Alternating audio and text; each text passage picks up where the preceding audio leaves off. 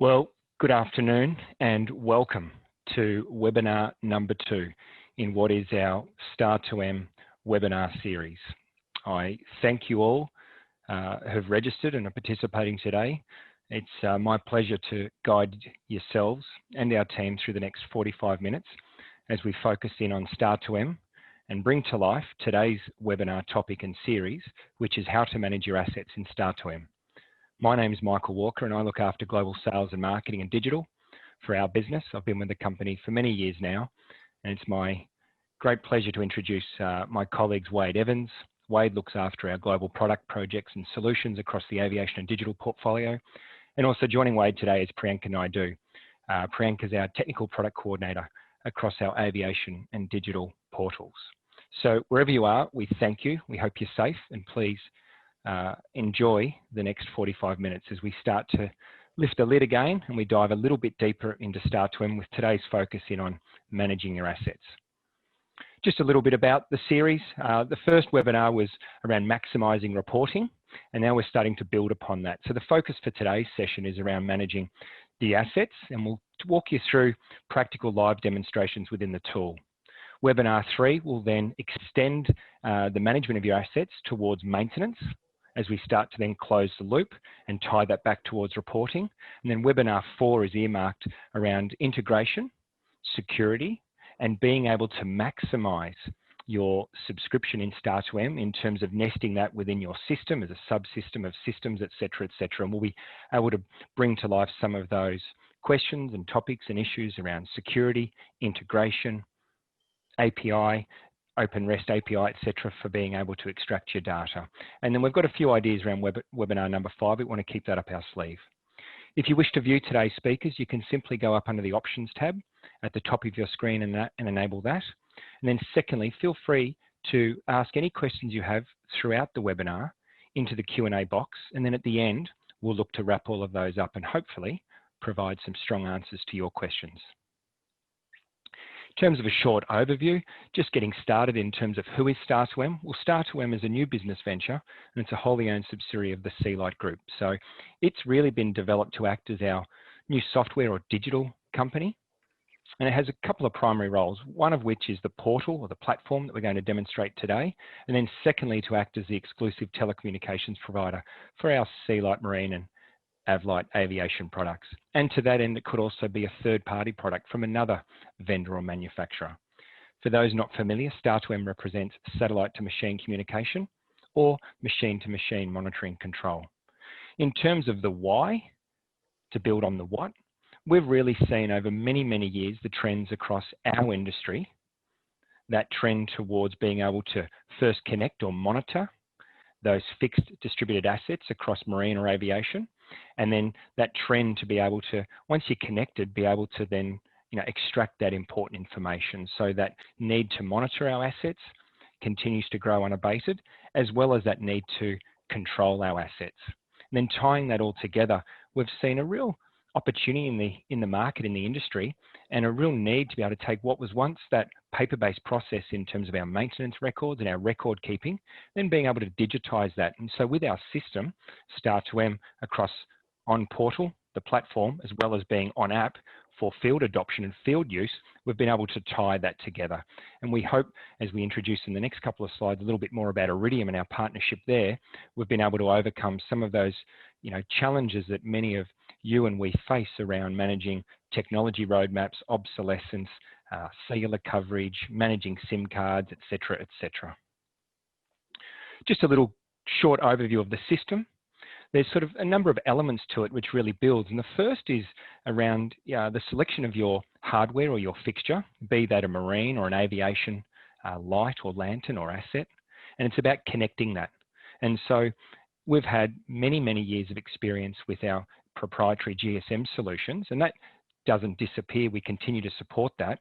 But right at the top there is the ability to be able to connect our product portfolios with satellite telemetry. So we have partnered with a global agreement as a value-added reseller and a value-added manufacturer.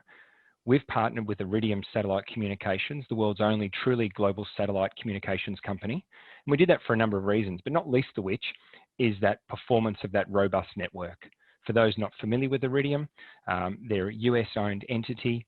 They've been supporting, maintaining, and maintaining their satellite constellation now for coming on nearly 40 years. And the key there is around global coverage and that low latency and all of those benefits that we think are really important in terms of providing assured coverage, reliability of service.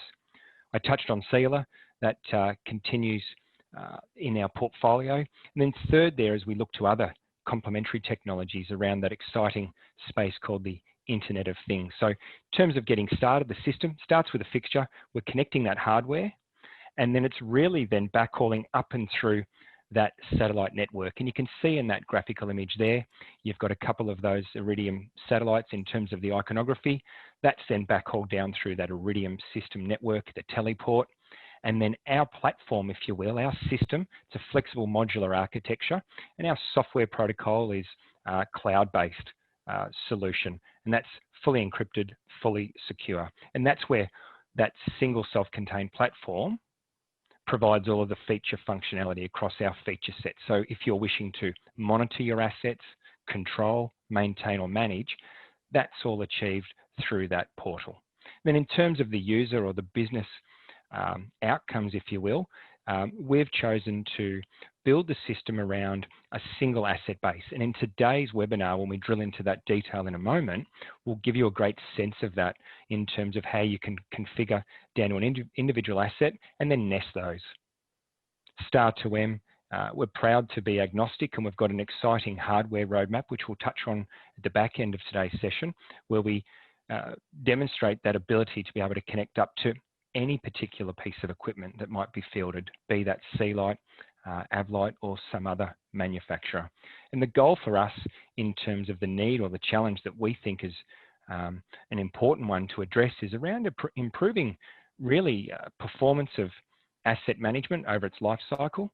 Obviously there's the selection and application, but once that's been procured, that piece of equipment's been commissioned, it's also important that it's monitored, maintained, because it's really ties into that provision of service and that availability of service. And so we see real meaningful benefit to you and your operations as well as your customers' operations.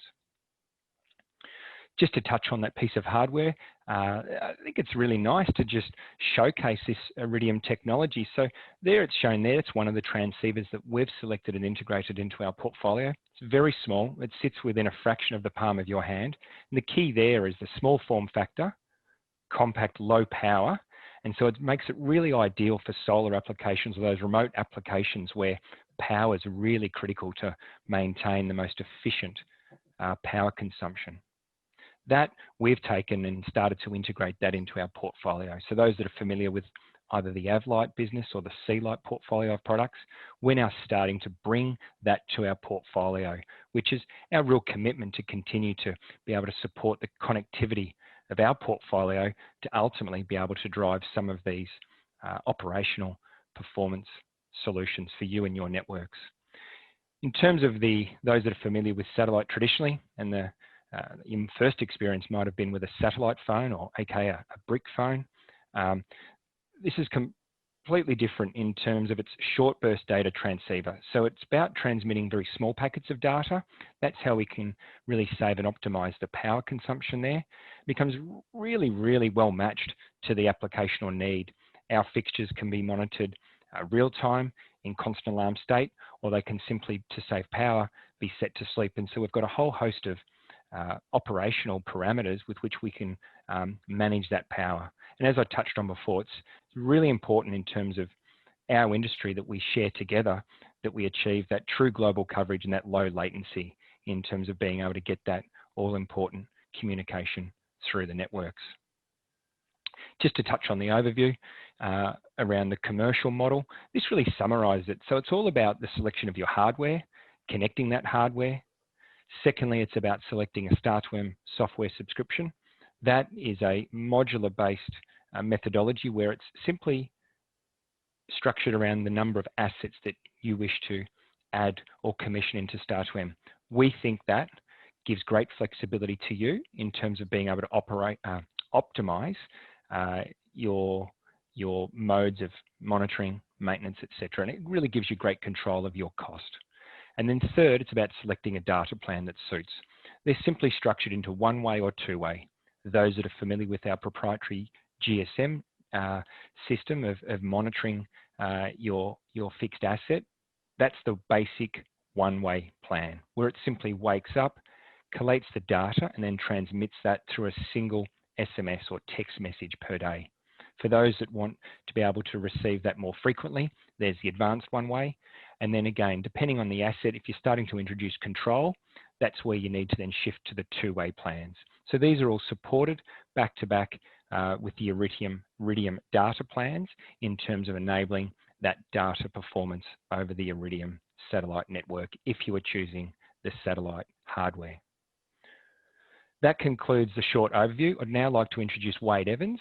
Wade's going to provide a short overview of asset management, and then we're going to get stuck right into the portal with some practical live demonstrations for all of you. Thanks, Mike. Thank you, Wade. Hi, everybody. So yeah, as Mike indicated, today's webinar is all around asset management and how Star2M can deliver that asset management feature set to users and organizations. So asset management is obviously a key component for a large number of organizations and businesses, but it comprises of some really specific or key components that we'll work through. So first and foremost, asset management is really about containing specific asset information.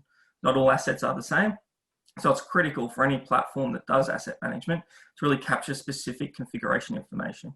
That's based on how that specific asset is defined. It's also about how that specific asset is used. You know, when we're talking about C-Lite product, for example, we're talking around flash codes, operational modes. We're also talking about, you know, the application space of that specific asset as well. That then ties directly into the data logging component that forms a key part of asset management. So once you've got the specific configuration information for a given asset, you also then need to log changes against that asset. It's important to know information around the asset, where its movements are, what configuration changes are conducted on the asset, in order to maintain a holistic view of your asset portfolio and also understand the specific going-ons with the given asset. That ties then into location information. So obviously a really critical part of asset management is to know physically where your assets are. That is the geolocation information specifically, but it really provides a couple of levels of information to a user or an operator of the asset management tool. Firstly, that lets you know what assets are in storage. There might be a spare, they might be located at a depot, for example, and knowing that they're in storage waiting for that application rather than actually physically deployed is really critical. Then, once it is fielded, it's fielded unit, you need to know that where it's physically located with a high level of precision in order to understand exactly where that asset is located at any given time. When you have a large asset portfolio to manage, you don't know where all these things are physically located off the top of your head. On top of that, it's also important to know about use case of that given asset. Is it in and out of use? Is it in storage? Is it deployed? Is it in transit? Any of that information is absolutely critical to understand where your asset is and to get a holistic view of your asset portfolio. That then rolls up nicely into the availability. It's a key metric, availability. It lets you know what is in and out of service, and it gives you an assessment of the uptime of a given asset. Now, there's a lot of regulation around availability. There's a lot of service requirements around availability. It's absolutely critical to be able to map that information around what is in and out of service, you know, what is currently operational, to give a holistic view of your operational condition, but also be able to interrogate specific assets to understand their own unique availability and how to rectify any availability issues. On top of that, another really core component is around asset-specific maintenance requirements. Not all assets are the same. Some assets require high levels of maintenance, lower levels of maintenance. The asset cycle, the maintenance cycle for a given asset might be weekly, might be monthly, might be yearly. So it's important to be able to map that, to assign that, to define that, so that you can build your operations around it, build your functions, build your resources around those maintenance requirements. And more importantly, be able to generate the value add and the efficiency that comes from being able to map your maintenance requirements appropriately and with the most optimization. So that's what the core components of asset management are. And then there's recommendations around how you actually define your assets to meet those core components. So you can define assets in any way that suits the organization or the business. There's a couple of key components that are really necessary in order to give that you know, structured, methodical approach to asset management. Firstly, every asset needs a unique identifier that allows it to be a unique entry in any asset database. It allows you to identify that piece of hardware, that piece of equipment, compared to every other asset in the database. On top of that, it's important to have a quick reference name. People don't use asset IDs to reference equipment. They usually have a name associated with that equipment, because that provides information and context around the asset itself. On top of that, regional information is also important.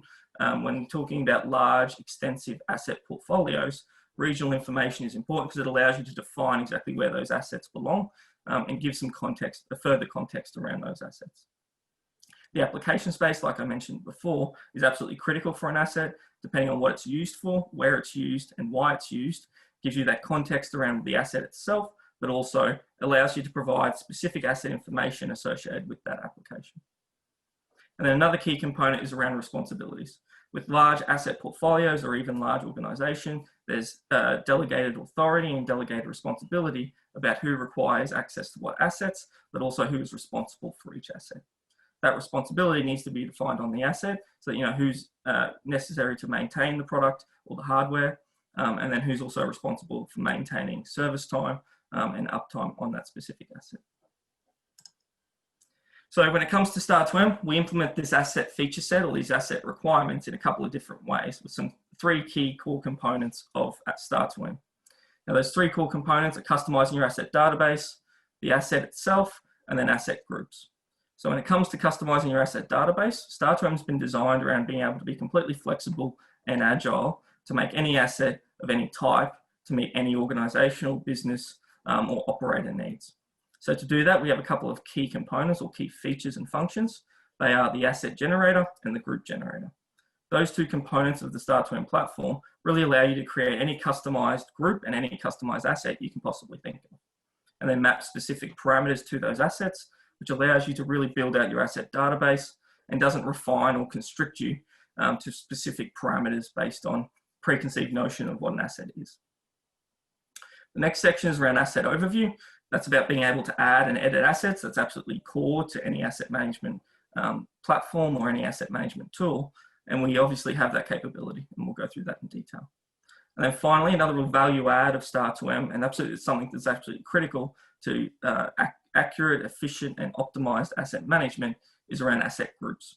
So if everything's at a single level, it becomes very difficult to manage, and anyone with experience with asset management systems knows that single flat-layered asset groups is really difficult to manage and maintain.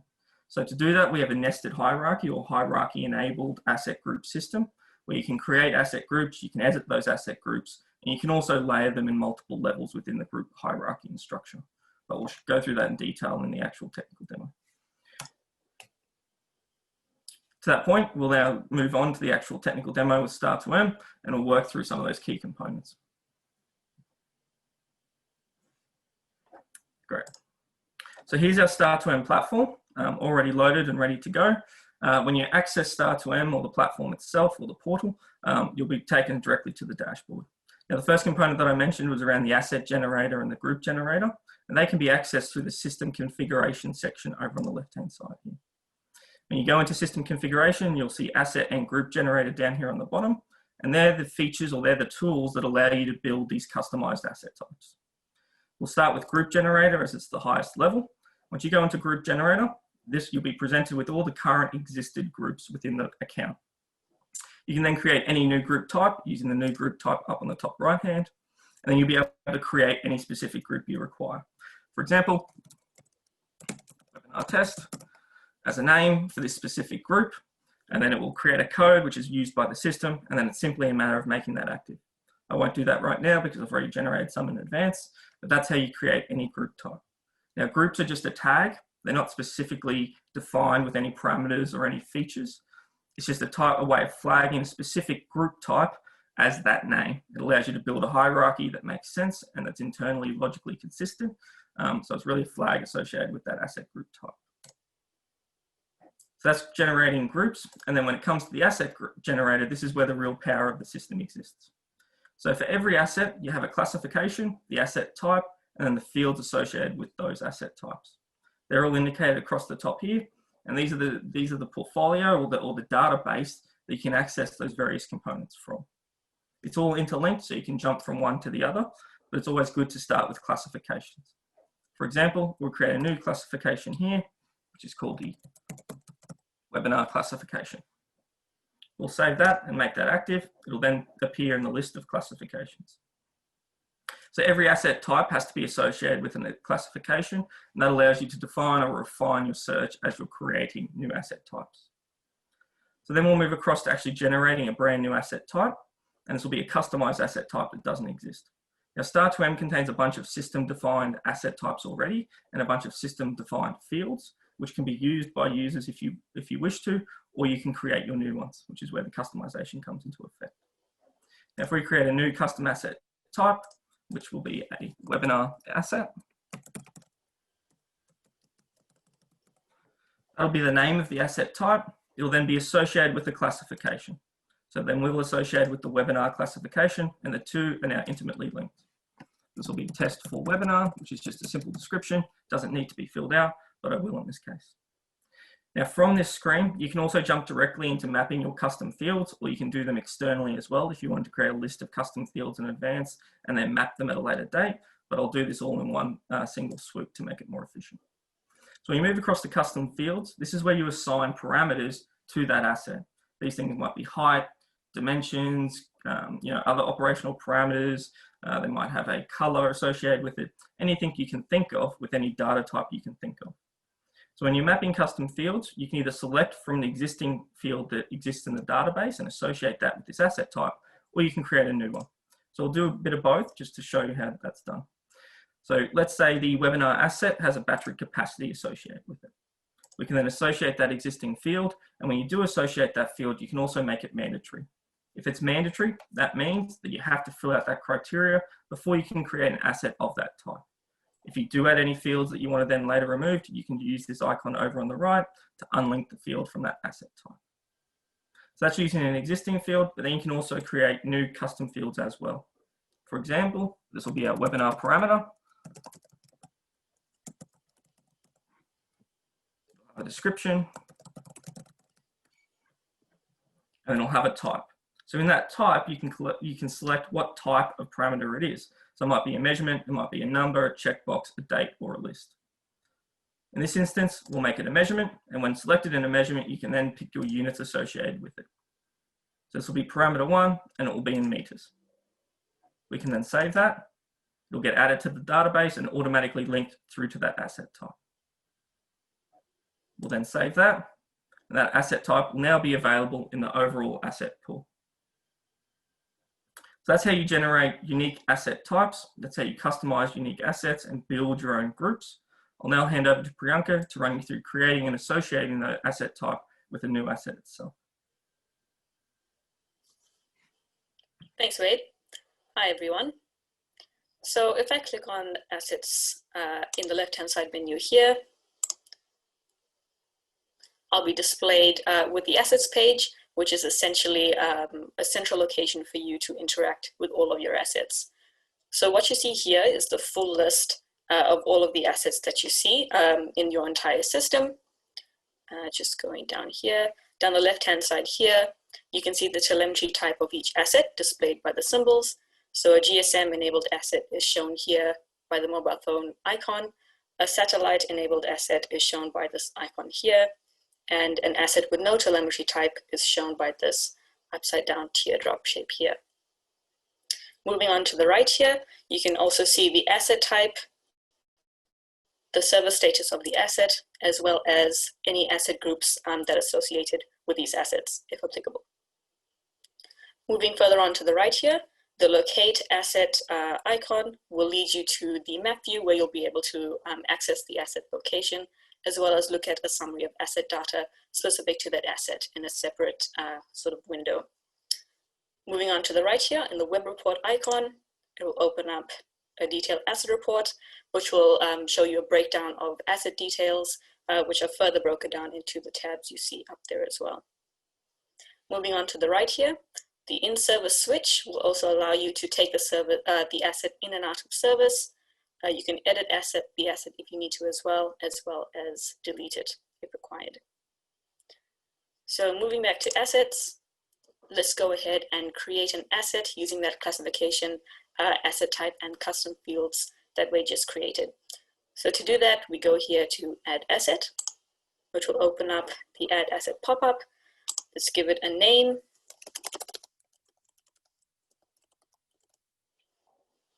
and we can select the classification that we just created, and also the asset type. So you can see that as soon as I select that particular asset type, I'm displayed with the custom fields that Wade linked to this asset type previously that you just saw with the asset generator. You can also choose the telemetry type of the asset, whether that's GSM, satellite, or if this is an unmonitored asset, you can choose none. I'm going to choose none. The serial number and model number are also important details to have on record as part of your classification details for that particular asset. Moving on to the right here, you can also choose the location type, whether that's dynamic or static. Dynamic meaning that the position of the asset will be defined by the GPS data received from the lantern, provided that it's GPS enabled, whereas static will allow you yourself to define the position of the asset by assigning it a set of static coordinates. So let's go ahead and do that. We can then set the location of the asset using the coordinate picker. Set a location there, and that will automatically populate the field there. And what I'm also going to do is add this particular asset to one of the asset groups in the system to really start structuring and building out that asset group hierarchy, which Wade will go through with you in a bit more detail. The installation details here are available for your own record as well, and that just helps to build out the asset profile. Let's go ahead and fill in some example values here, and then go ahead and save the asset. So once you click on save, it will add that particular asset to the asset list here. Now, if at any time you need to go back in and edit an asset at any time, you can either do that through the web report icon here, and then clicking on edit, or alternatively, you can go straight to the edit asset icon over here. Enter in the details as required, and then click on save. That completes the asset overview. I'll now pass back over to Wade to go through asset groups. Thanks, Priyanka. So delving into the asset groups, which is obviously how we build our hierarchies and make these large asset databases far more manageable, is somewhat of an undertaking, but it's also a very important undertaking when it comes to building out that platform. So when we go into asset groups over here onto the left, you can see that you can create an asset type of any type that we have previously created, or an asset group type of any type we've previously created. And then you can structure that in any way you see fit. I've created a demo account here, a webinar account, just to show you the capabilities of that nested hierarchy methodology, and also how it can be deployed to really make your asset portfolio far more manageable. So if we look at the webinar account here, you can see that the group type is actually webinar. It's also got 5 levels to it. That's how far down the hierarchy the final unit, final asset group is, and then it indicates how many assets are associated with it at the moment. So you can see here that when we go webinar account, I've then broken that down into 2 specific regions. Now those regions themselves have webinar-region is the group type associated with them. Now I've fully populated region 1, but I haven't fully populated region 2, which is why you can see a difference in the number of levels here. Region 2 only goes 1 level down, as you can see, District 3 and 4, as where Region 1 will then continue further down to show you that hierarchy. Underneath Region 1, we now have District 1 and District 2. When you go into District 1, for example, you can see, and I'll also expand District 2, you can see that District 1 contains 4 areas. These are specific locations within that district for management, but it also contains an asset group at that same level. So another important part of how we do hierarchy or nested hierarchies of assets or asset groups is that you can you can use any group at any level. It doesn't have to maintain a specific nesting process or a nesting regime. If you have an asset group that exists at the district level, not necessarily the area level, then you can do that. A good example here is a depot, for example, which is what I've indicated. So the District 1 depot exists at the district level.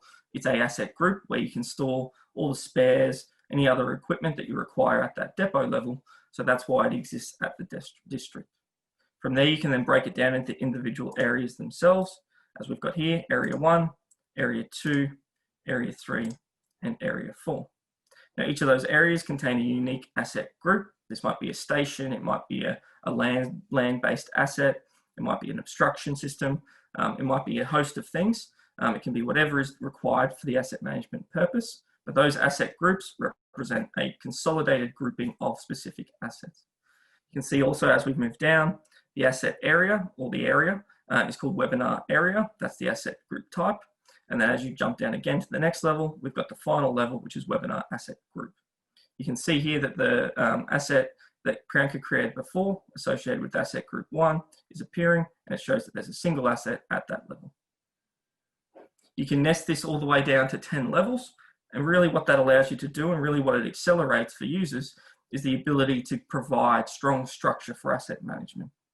These can then be refined and expanded upon. You can view them in the map view, which I'll show you in a moment, and it allows you to really maintain asset management. The core of asset management is being able to keep a consolidated view of your asset portfolio and understand where everything is. And that nested hierarchy really allows you to do that. On top of that, as we release more and more functionality for Star2M, it leverages this necessary hierarchy to instigate things like user control and roles and responsibilities where access can be given to certain levels of this hierarchy. So that's the hierarchy we've defined. You can define it to whatever level is suitable. It can go all the way down to 10 levels. And then I'll show you how that's also replicated on the map view itself. So all this information is shown, is pulled through to the map view so that you can access it in terms of its real geolocation information. And then when on the map view itself, you can also select and deselect based on those asset groups that we've created, or group types as it was. So at the moment we're showing everything. I'll deselect all of that, and I'll just show the pertinent information for what we're talking about at the moment. And at an asset level, I'll do the same again. We don't need all that information just yet. So this is the primary account, is over here, located in Melbourne. We can then expand that webinar account, and you'll actually see where it's physically located. So webinar account was the holistic top level, which contained 2 regions. Those 2 regions are now shown here, one over at Hastings and one here at Geelong. So you can break those down even further, expand and contract those as required, and that'll break it down to the next level. So each expansion function, which is used by hovering over the icon, you can see expand and retract, compress, allows you to open and close the level that you're seeing relative to that asset group hierarchy. So this obviously comprises of 2 districts. You can then expand it again further. Each district comprising of 4 areas, and you can expand each of these individual districts to then show the associated areas. That's then maintained. That view is held in the system. So next time you view the same asset group hierarchy, it'll be at the level that's been indicated now. You can then break down each of these individual areas down into the asset groups themselves. As you can see here, asset group 1, asset group 2, and you can continue that around based on the hierarchy that we've set up. So you can already see how powerful the system is in terms of being able to structure your asset group. Really allows you to refine your access to the assets themselves so that you can manage them and you can get straight to the asset you need to maintain or you need to manage without needing to trawl through a large database. For an asset group that already has assets associated with it, you'll see the icon over here, which is details, that has an asset that's already part of that asset group, which when we pull it up, you can see the asset webinar that we created is being shown here, and it will also show the location that Priyanka has created for it, which is located over here by Sorrento. So that closes out our technical component or our demonstration component of the webinar. And then we'll just round it out with some future developments and what the roadmap looks like for Star2M.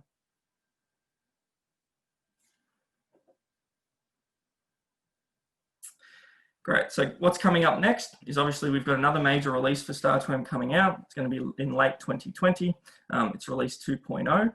What that contains is upgraded Esri mapping.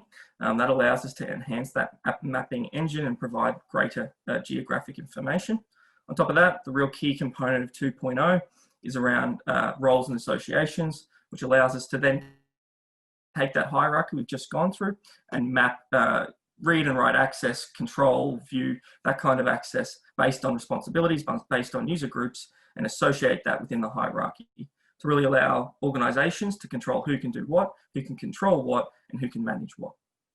On top of that, we have opportunities for partners and resellers to sell Star2M. If you're interested, get in contact with your local sales representative from Star2M to have that discussion. On top of that, we've also got new products to enable the existing assets to connect to Star2M. They include a universal gateway for connection to any device, standalone SATCOM units to enable us to connect to our own satellite product and bring those into Star2M. And on top of that, there's also third-party SATCOM units that we'll be integrating with to be able to release those to the market as well.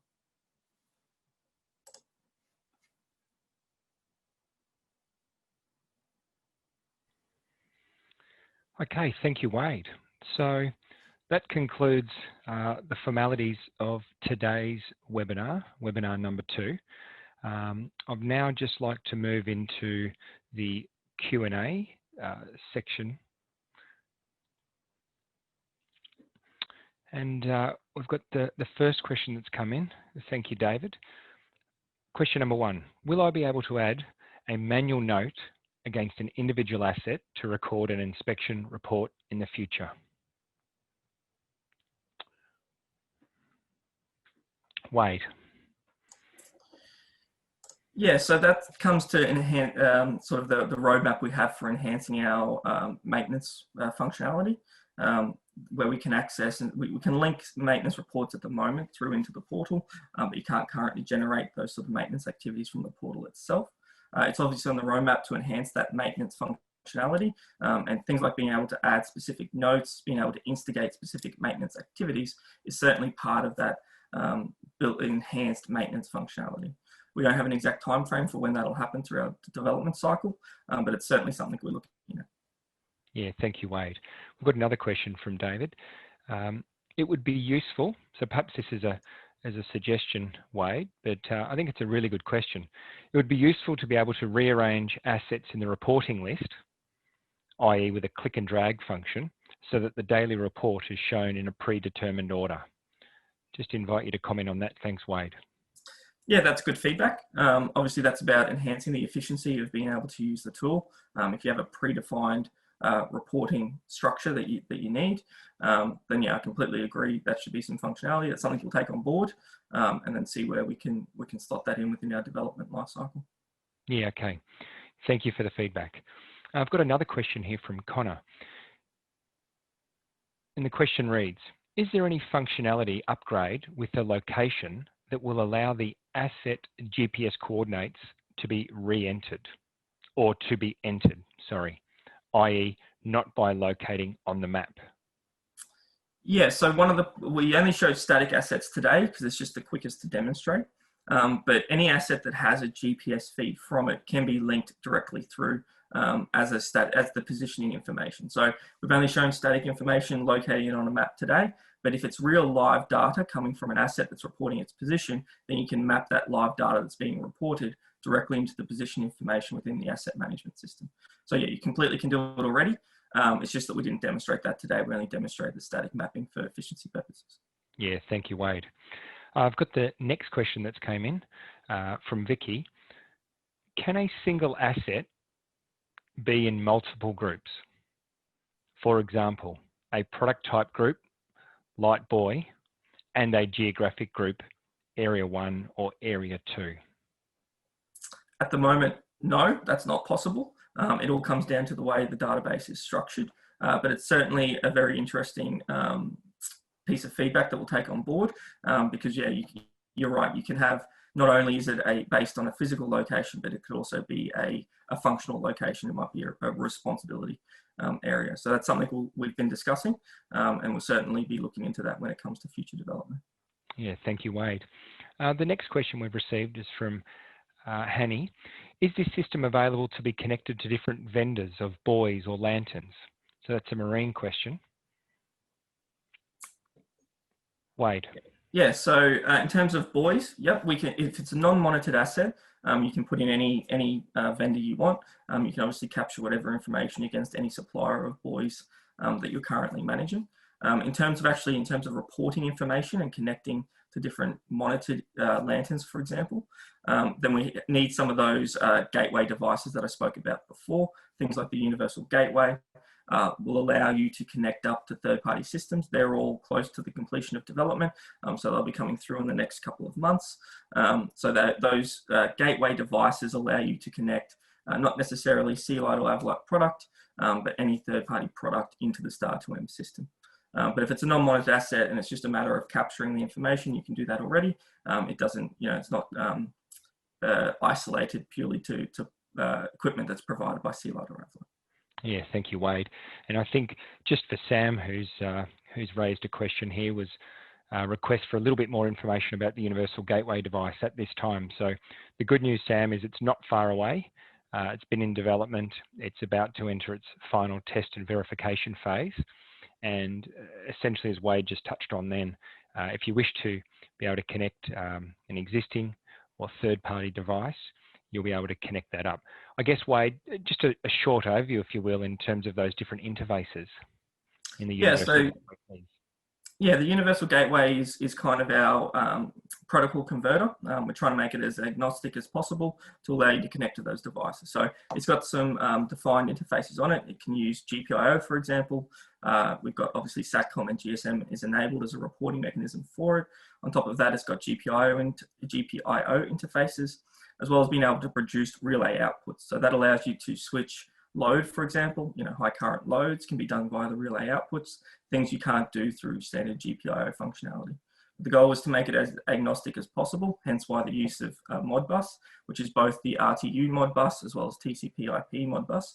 And that allows you to really connect to any device you can think of. Between that and the GPIOs, almost every third-party device we could think of has some way of integrating into that platform. And then the Universal Gateway itself is completely mappable. So it's not about having pre-canned, this talks to this in this way. Any information that you can pull from a third-party unit or an alternative unit can also be mapped to key monitoring points within any of the other interfaces within the Universal Gateway. So it's a pretty powerful piece of hardware. Yeah, thanks, Wade. We look forward to releasing that soon.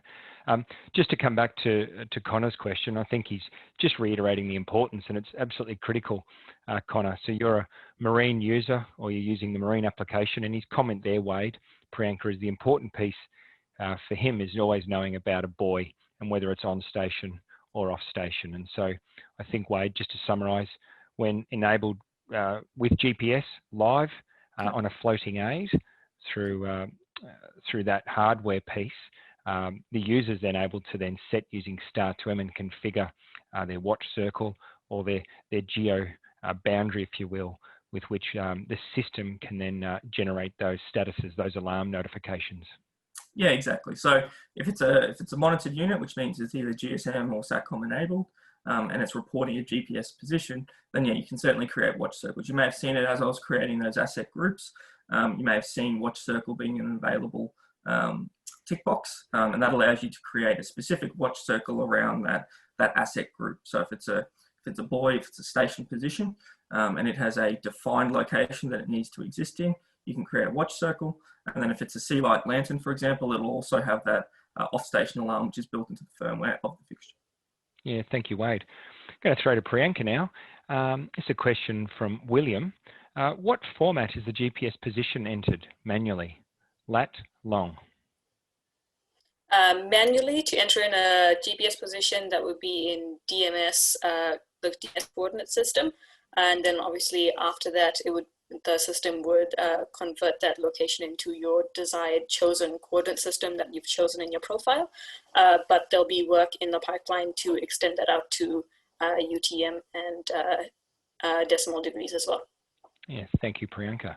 Another question in from Marianne. Is there a limit to how many assets I can add to an asset group? Priyanka. No, there's no limit to how many assets you can add to a single asset group. You could add as many as you'd like, but obviously once an asset is added to an asset group, then it becomes unavailable to add to another different level of asset group. Yeah, sure. This is a bit of a commercial question, which we appreciate. This has come in from Gayer. If my customer has 40 buoys and 40 lanterns, should the user pay a subscription for both? So I just invite you in there, Wade, just to, I guess, articulate, if you will, the commercial model. Yeah, so Star2M is obviously built around the total number of the tiers of subscription is based around the asset count. So it all comes down to what's necessary for the user to use or manage, as it was. So our recommendation is you'd certainly want to capture both the buoys and the lanterns inside Star2M. That allows you to do the asset management on both the buoy itself as well as the lantern. And then you get the lantern position provides the station location for that combined assembly being the 75 on the buoy. So yeah, you would take out a subscription that would cover 80 assets there. If you want to limit it pure down to the remote monitored assets only, you can do that. But then obviously the flip side of that is that you can no longer maintain the asset information around the buoy itself, which means you can't leverage the maintenance functionality or leverage any of those other asset management feature sets on the buoys. You'd only be able to capture it on the 75s. Yeah. Thanks, Wade. And I'd extend that. So in terms of, it really comes down to the scope, and if the asset owner is performing their own asset maintenance, obviously things like mooring chain, hardware, sinkers, etc., they can all be considered assets. So again, depending on the scope of activity and whether or not chain and fixings are treated as consumables or whether or not they're treated as assets on the asset register, you can actually extend that and include things such as each individual buoy's mooring, hardware, shackle, swivel, chain, sinker, to be treated as an asset in terms of that annual, biannual inspection. You might be able to then capture all of that supporting documentation around chain condition, wear, measurements, videos, photos to support that. So it's really flexible.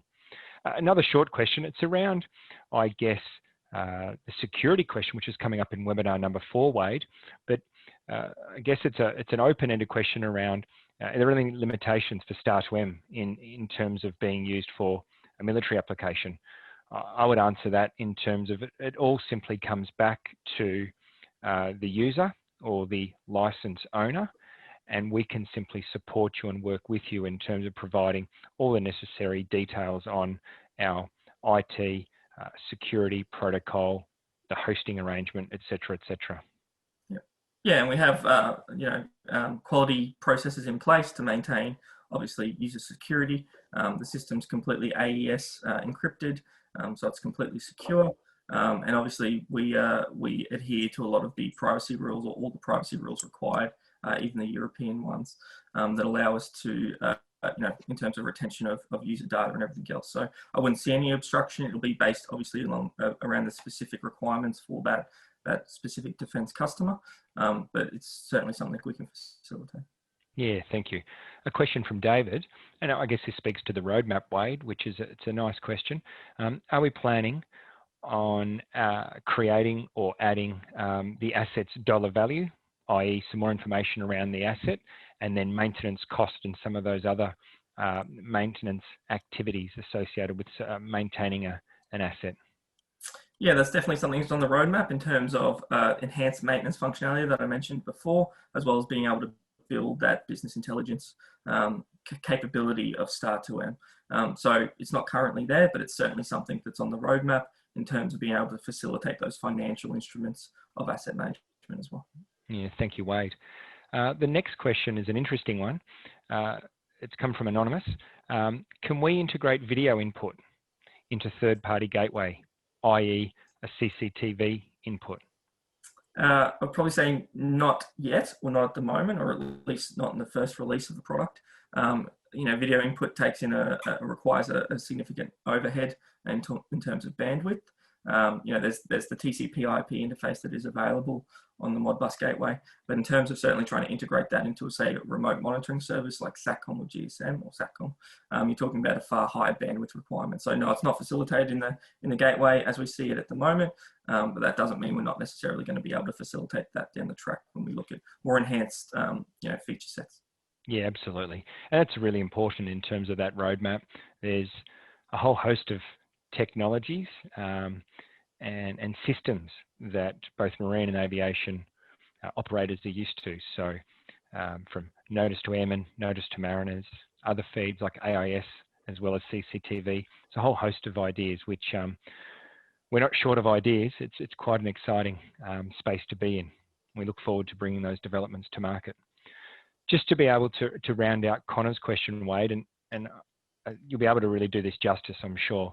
So the question is, how does an asset know if it is out of position if you do not treat it as static, i.e. the fixed position? So I guess it's a nice question around how does the dynamic reporting work for off station, or when a fixed asset may have moved from its predetermined station.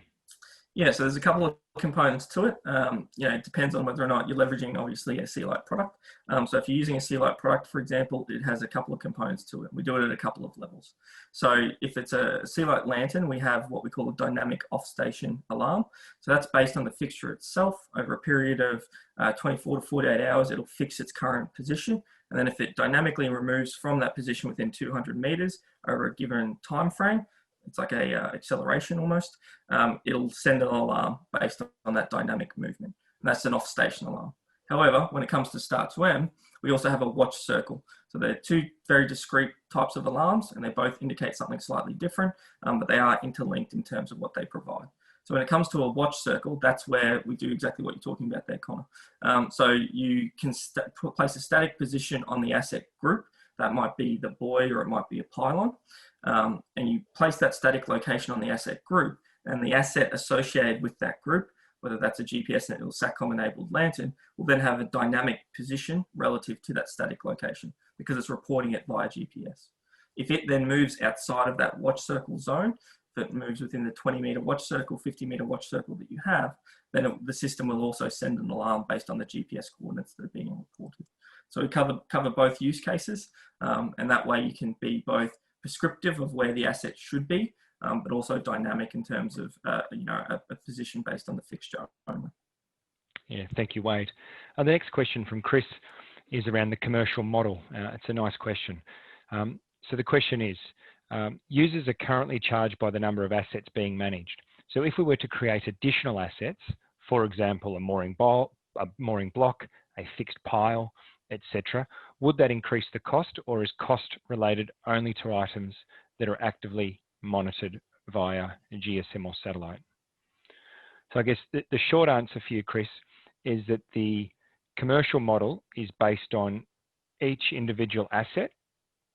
And so you as the user or the subscription holder has the choice.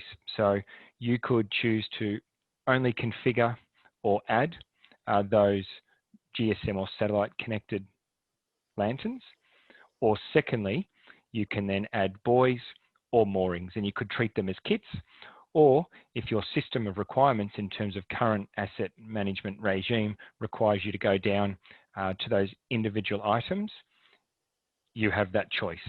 And the model or the software subscription is based on the total number of assets. So if you treat the lantern as one asset, the buoy as one asset, the mooring chain as one asset, and the mooring block as an asset, that would constitute 4 individual assets, which would then be 4 billable assets within the subscription model. Just a short summary of the subscription model. We've created a bunch of tiers or bands, and so these really start at 1 single asset for a very low cost per annum. The next band up is from 2 to 9 assets, 10 to 19, 20 to 49, and so on and so forth. And so the more assets you capture in the tool, the lower the price per asset becomes. But we believe that gives you, our users, and key stakeholders that flexibility to add as many or as little assets as your operational needs are. A question from Minsu, and thank you for your question. What kind of unique identifier has been used? Yeah, so it's a unique identifier that's generated by the Star2M database or the Star2M platform. It's an integer value, but what we do have the capability to do, and how we've seen Star2M implemented with other users, is that you can actually link that ID, which is a database generated ID, can also be linked to other unique identifiers within other software platforms. So if you have an existing higher level financial asset management system, for example, you can always map the Oracle ID all the way through, or the Maximo ID all the way through into Star2M against the unique ID generated by the database itself. it's platform generated. It's not a user configurable asset, a user configurable unique identifier. That's just to maintain that database integrity. Yeah, thank you, Wade. The next question has come in from Adil, and Adil is asking, what is the minimum quantity of asset that can be subscribed? Adil, you can simply purchase and maintain a subscription for one single asset. And there is an unlimited number of assets that can be subscribed in the portal. So whether that be 1, 101, thousands, tens of thousands, the tool, the platform is totally scalable, fully encrypted. Thank you for your question. And finally, a question from Connor. Is there a tutorial to show how to set up and understand all of the position monitoring? The short answer, Connor, is there's not a specific training module, but we might look at that in the maintenance webinar in series number 3. But in addition to that, we'd be delighted to hook up a session with Priyanka and yourself, and Priyanka will then take you through an online training tutorial for yourself, where Priyanka will walk through that configuration and then step through how to then set up those 2 applications around watch circle geofencing. So we look forward to supporting you with that, Connor. You're welcome. And the final question was, I missed the individual's name, but they asked, they missed webinar 1. Is there an ability, or where can they find webinar 1? And I'd be delighted to let you know that we're about to launch a resource center on star2m.com. It's about to be released imminently. And that resource center is where today's session and all of our sessions will be posted for users to be able to go down and review that content, pull that content down. Further to that, we're going to embark on some translation of that material. So our commitment as a business is to translate into the 3, I guess, significant languages, be that English, French, and Spanish. So look out for those resources coming soon on star2m.com. That concludes today's session. It's exactly 3 o'clock. We've wrapped up in 60 minutes. And I would just like to conclude by saying thank you and extending a really warm thanks to all of those that registered for today's session. We hope you got a great deal out of the session. And I would like to invite you to take part in a very short 60-second survey at the conclusion of today's webinar. We'd like to invite you to our next webinar that's coming in the series, which will be webinar 3. The focus there is on how to maintain your assets in Star2M. And with that, I'd like to say thanks wherever you are. Be safe. And until we see you, thank you.